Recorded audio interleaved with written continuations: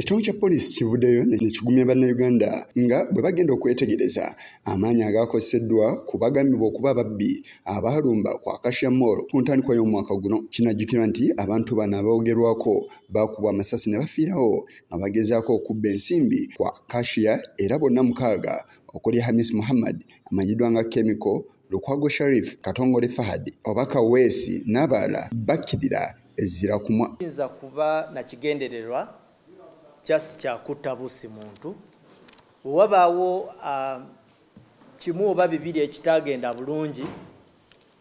Njagala okubategeeza nti nga poliisi tuligezaako okulaba nti tunoonyereza mu nsonga eno, tulabe engeri kikyennyini ekyakola ki ekyaliwo n'engeri gye tusobola okukigonjoolamu.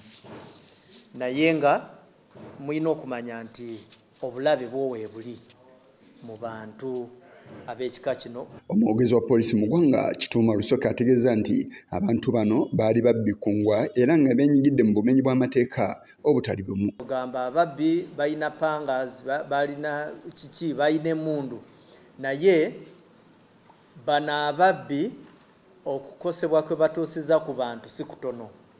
Ate n'ekirala abantu kye balina okumanya is that bakula batandika ng'akabinja just akakuba ebikonde, kubanga basiiba nnyo mu zijimu nga bakuba bukubi ebikonde bagira ku mapiki, bayinza okugira ku piki nga 6 ne bakuba omuntu ne bamuyisa bubi, esente ne bakola ki, ne bazitwala. Ono era alaze obumu ku bubbi obwandiba n'akakwate ku bumenyi bw'amateeka buno nga bwatandika mu mwaka guwedde, era nga abeenyigira mu bumenyi bw'amateeka buno abadduka bali mu kunoonyezebwa. Muzamiru Kamoga ono naye yalina omusango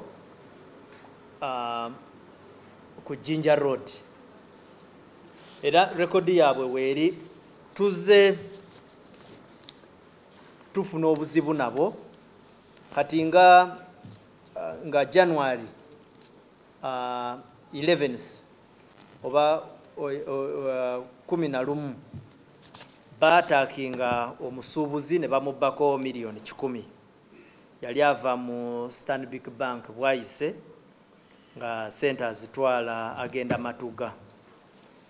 Tuyina ne piki mujaziraba ze bakozesa. Poliisi weeviiriddeyo ng'abantu ab'enjawulo batandise dda okuba ebituli mu ngeri poliisi gye yakwasamu ababbi bano.